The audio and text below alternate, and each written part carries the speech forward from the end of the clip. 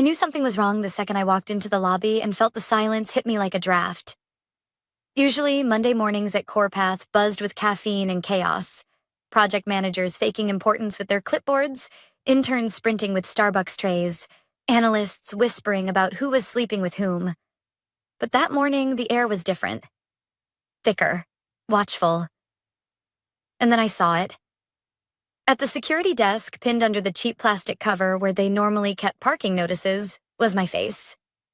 A full-color printout of my company ID photo. My smile looked forced, my hair flat from the day they'd taken it years ago. But it wasn't the photo that made me freeze. It was the words written in thick black marker across the bottom. Banned from this floor forever. I stopped breathing. The guard wouldn't look at me. He tapped his pen nervously against the desk, pretending to read a logbook. Behind me, the elevator dinged and swallowed a group of junior associates, all pretending they hadn't seen the notice. I swallowed, adjusted my bag on my shoulder, and forced my legs to move. No words, no confrontation, just silence. Because what was I supposed to say? That's me. The woman you've just branded like a criminal. I pushed through the glass doors and kept walking. My heels clicked against the tile, every step sounding louder than it should have. I felt eyes on me from every corner, but no one spoke. Cowards. For 12 years, I had been the one holding CorePath together.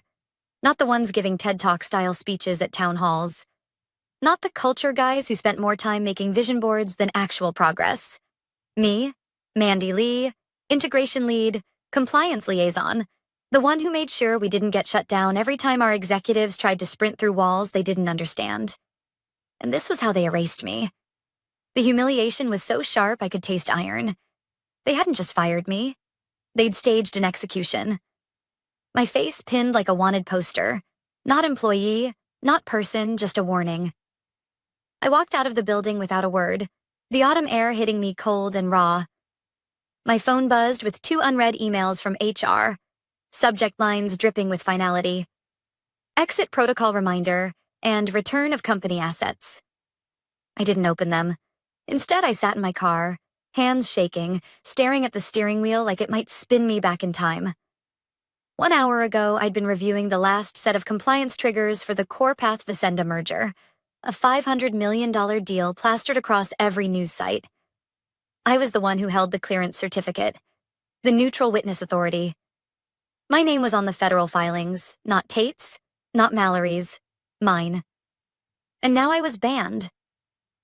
I thought of every birthday missed because of late-night server migrations. Every holiday dinner interrupted by a frantic call from legal.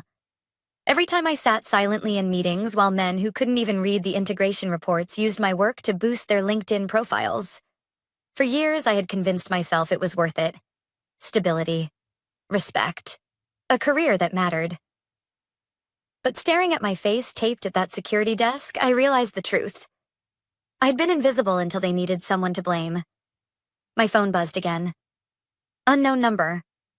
I almost let it go to voicemail, but something in me answered. Mandy, a voice said, sharp with panic. It was George, the CFO. His usual drawl was gone. He sounded like a man clinging to a cliff edge. Don't hang up. Listen carefully. The merger, it's gone. Visenda froze everything. They said compliance is void without you. The board is in meltdown. His breathing was ragged. They're driving to your place right now to beg. Don't answer that door. Do you hear me? Don't answer it. I stared at the windshield, the city lights blurring. My humiliation, my anger, my silence. They weren't just emotions anymore. They were leverage. For the first time in years, I felt something settle inside me. Cold. Steady. They thought they could erase me. Instead, they'd erase the only bridge they had left. And they were about to learn what happens when you cut loose the wrong person. When I got home, the silence hit harder than the lobby humiliation. No Slack notifications, no late-night pings from legal, no endless stream of, "Hey, Mandy," quick question, that never took less than 3 hours to fix. Just quiet. Too quiet. I set the cardboard box from my office on the kitchen table. My life in corporate exile reduced to a mug that said coffee. Because adulting is hard, a half-used notebook, and a handful of USB drives no one at CorePath knew existed. I stared at them, half numb, half furious. It wasn't grief anymore. It was precision. I had always kept a contingency file. Not because I was paranoid, because I paid attention. 12 years in compliance will teach you one thing. Arrogance always eats itself alive. Executives think regulations are speed bumps. They're not. They're landmines. And I'd been the one walking barefoot through the field for over a decade, clearing the path for them. Now they'd fired me, banned me, humiliated me, and in the process, they'd blown off their own legs. I was still turning that thought over in my mind when the knock came. 3 sharp raps on the front door, then again. Harder. I froze. George's voice from an hour earlier echoed in my head. "They're driving to your place right now to beg." Don't answer that door. I crept to the hallway, bare feet on cold wood, and glanced at the doorbell cam on my phone. A black sedan sat crooked in the driveway. 2 men in suits stood on the porch, one holding a manila envelope, the other glued to his phone. Their posture screamed panic. They knocked again. This time the sound carried through the walls. "Ms. Lee, we just want to talk," the taller one called, voice too smooth to hide the edge underneath. I didn't move, didn't breathe. I just watched them through the grainy screen. Because here's the thing. When you've been invisible your whole career, silence becomes your sharpest weapon. They expected tears, anger, maybe even begging. But silence? Silence unnerved them. After 5 minutes of pacing, one of them muttered something, checked his phone again, and wedged the envelope into the screen door. Then they left, the sedan reversing too fast, tires crunching against the curb. I waited another 10 minutes before opening the door. The envelope lay flat against the porch, damp from the evening air.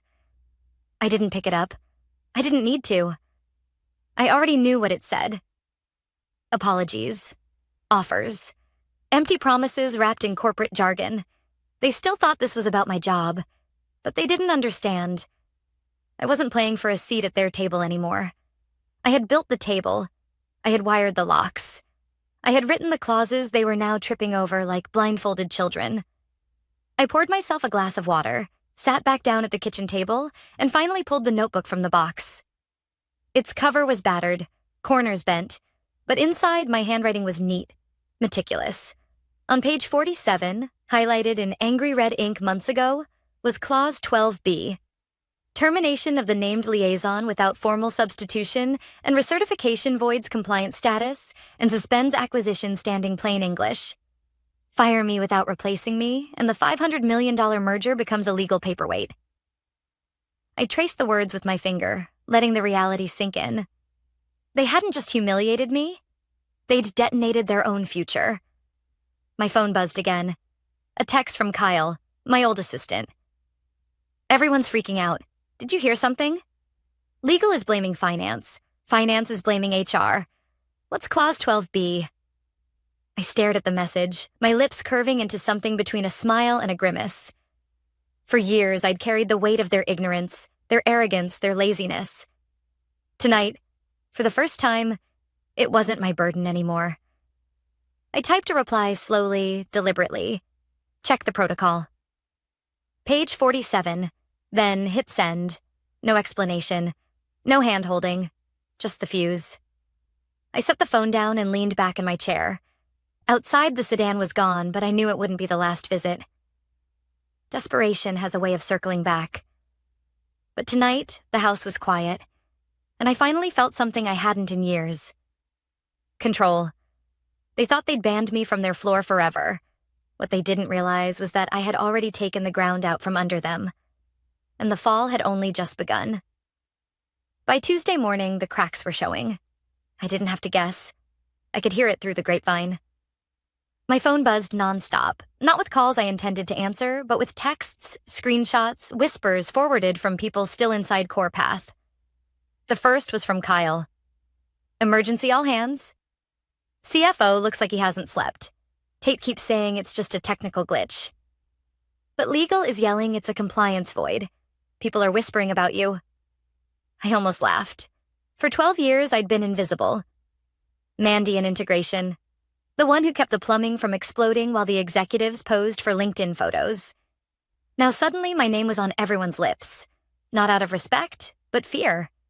The irony was almost poetic. By mid-morning, the news started leaking beyond the walls. A blind item on a finance blog. Unnamed Midwest tech firm faces compliance freeze in $500 million merger. Deal in limbo. They didn't need to name CorePath. Anyone in the industry could connect the dots. The fallout moved fast. At 10:15, Kyle messaged again. Legal just stormed into the boardroom. Someone mentioned Clause 12B out loud. CFO went pale. People are saying you were never replaced. Macrovia froze signatures, Clause 12B, the words I had circled months ago. The landmine I'd left in plain sight, ignored until it blew off their collective legs. Inside the glass tower, panic spread like fire in dry brush. HR blamed legal. Legal blamed finance. Finance blamed the COO.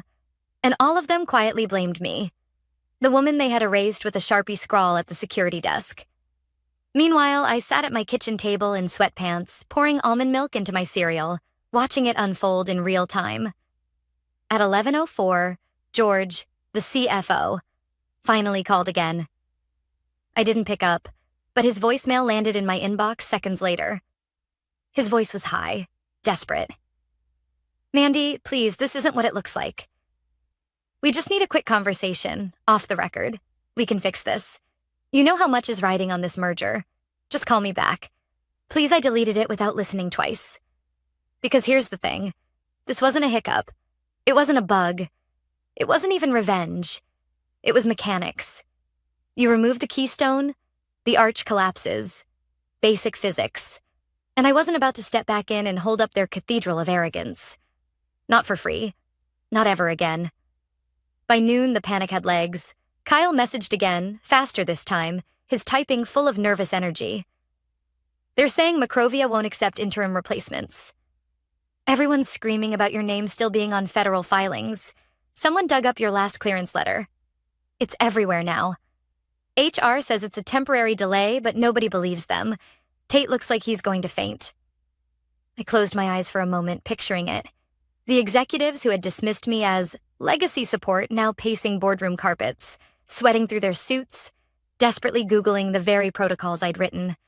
And still, they hadn't understood the simplest truth. You don't erase the foundation and expect the house to stand. That afternoon, another voicemail landed, this time from an unknown number. Ms. Lee, this is Andrew Chen from Macrovia Compliance.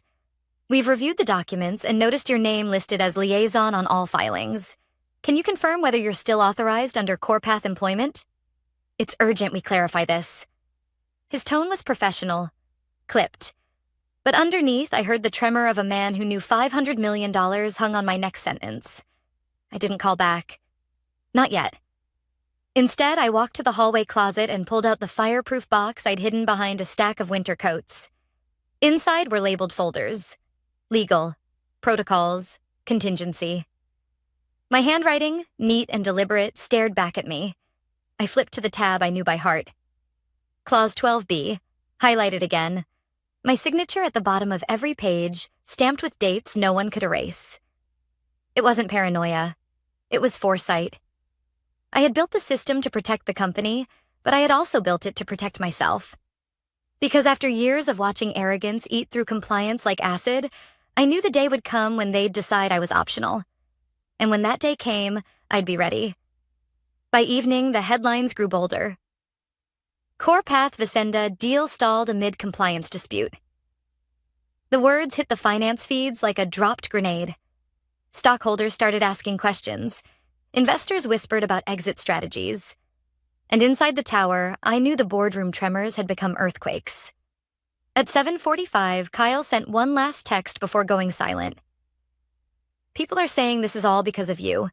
Some are scared, some are impressed. HR just called you the missing piece.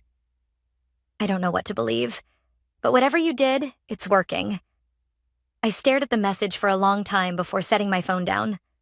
Whatever I did, I hadn't done anything. Not yet. All I had done was step back and let the structure collapse under its own weight. And tomorrow, when they realized the bridge was gone for good, the real storm would begin. By Wednesday morning, the silence shattered. It started with an email forwarded by Daniel, my lawyer. Subject line: urgent proposal, immediate engagement. The sender was HR, but the language had Tate's fingerprints all over it. Bloated buzzwords wrapped around a single plea. Come back. They offered double my salary, a new title, enhanced strategic authority, and a return package that read more like a ransom note than a contract. Daniel called me, voice calm as always. Do you want me to ignore it or respond? I thought about it for a long moment. Then I said, respond. But not as me. By noon, he had drafted a reply. Ms. Lee appreciates your revised offer. However, she no longer holds employee status at CorePath Systems. Should your organization wish to re-engage her expertise, Quiet Seal LLC is available for limited licensing of relevant services. Market rates apply. Retainer required. Engagement subject to availability. Surgical. Precise. No emotion. When Daniel read it aloud, I felt something tighten in my chest, then release. For the first time in my career, I wasn't begging for a seat at their table. I was setting the price of admission. And I wasn't cheap. By 3 p.m., my phone lit up with texts from Kyle. The offer leaked. Everyone saw the reply. People are whispering like you're some kind of legend. HR is in meltdown. Someone pasted the message into a staff thread and it's everywhere. I could almost see it. Employees huddled around glowing monitors, reading the response in hushed tones. The same people who never noticed me before suddenly speaking my name like it carried weight. Not Mandy from integration. Not the invisible cog. But Mandy Lee, the woman who stopped a $500 million deal with a single missing signature. I closed my laptop, leaned back in my chair, and let the thought settle. This wasn't revenge. This was clarity. The knock at my door came just as the sun dipped low behind the trees. Not sharp this time, but hesitant. When I checked the camera, a woman in a slate gray blazer stood on the porch, clutching a leather folio like a life raft. She looked tired, desperate. I didn't open the door. She knocked again, softer. Mandy? It's Allison, from legal. Please, just 5 minutes. We need to talk. I stayed still, watched her shift her weight, glance at her phone, mutter something under her breath. Finally, she slid a white envelope under the door and left, shoulders hunched like she was walking through rain. I picked it up 10 minutes later. Inside was a formal letter of apology, stamped with CorePath's seal. Words like oversight, miscommunication, and unintended outcome filled the page. At the bottom, a handwritten note. Please, Mandy, don't let this end everything. I folded the letter neatly, slid it back into the envelope, and set it on the counter. They still thought this was about feelings, about loyalty, about me wanting back into the very place that had erased me. But the truth was simpler. I didn't want back in. I wanted out. And now, for the first time, I had leverage strong enough to make that permanent. That evening, I opened my laptop and filed paperwork for Quiet Seal LLC. 11 minutes later, I had a registered entity, a bank account pending, and a new email domain. Just like that, I wasn't an employee anymore. I was an entity, a vendor, a firewall with terms they couldn't dictate. At 9:30, Kyle texted again. You really did it. People are saying you turned the bridge into a toll road. Tate is furious. He keeps repeating that he'll fix it internally, but nobody believes him. Legal says Macrovia won't budge. I smiled at the phrasing. A toll road. Not burned, not destroyed. Just mine now. At 10:12, George left another voicemail, his voice breaking this time. Mandy, please. I'll authorize anything. Just tell us what you want. We're dead without you. Don't do this to us, I didn't delete it. Not yet. I listened twice, then set the phone down and made myself a grilled cheese sandwich. Because I had already decided. This wasn't something I was doing to them. This was something they had done to themselves. I had simply stopped holding the roof up. By Thursday morning, the headlines were impossible to ignore. CorePath Visenda merger officially terminated amid compliance void. $500 million deal collapses, stock in freefall. CorePath faces investor revolt after legal oversight. I sat at my kitchen table in sweatpants, sipping warm coffee, watching the fallout unfold in real time. 3 screens lit up in front of me, none connected to Slack, none tethered to the company that had once dictated every waking hour of my life. At 9:04 a.m., my phone buzzed with another voicemail from George, the CFO. His voice was ragged, like he'd aged 10 years in 3 days. Mandy, this is catastrophic. The board is furious. Investors are pulling out. Visenda won't even return our calls. Please help us fix this. We'll meet any terms you ask. I let it roll into silence. Because what he didn't understand was this. I wasn't holding them hostage. I hadn't sabotaged anything. I'd simply stopped carrying the weight of their arrogance. And without me, their tower had crumbled. By midday, a screenshot leaked onto LinkedIn. It showed a photo, my photo, taped to the CorePath security desk with the words, "Banned from this floor forever." Someone had added a caption. "How you treat your veterans tells the rest of us everything we need to know." It spread like wildfire. Former employees chimed in. Clients shared it quietly. Even someone from Visenda's leadership liked the post. The symbolism was too sharp to miss. The woman erased was the same woman who held the entire deal together. Inside CorePath, chaos metastasized. One of Kyle's texts painted the scene. Emergency board session. No bagels, no small talk, just screaming. Tate tried to spin it, said they could rebuild trust. Someone in legal laughed out loud. The lead investor asked, "Who authorized termination without transition?" Everyone stared at their shoes. By evening, Daniel forwarded me one last offer. Triple salary, executive title. An apology letter drafted by PR. It was a desperate Hail Mary, the kind of document that smelled of cold sweat. I didn't even bother to read it all the way through. I just told Daniel to reply with the same message as before. Quiet Seal LLC is available for licensing. Retainer required. Market rates apply. No drama, no emotion, just terms. At 7:13 a.m. Friday, the final blow landed. Visenda released a statement.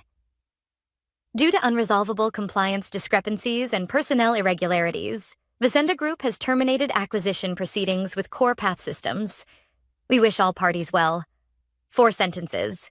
Cold. Surgical. By 9 a.m., CorePath stock was in freefall. Investors fled.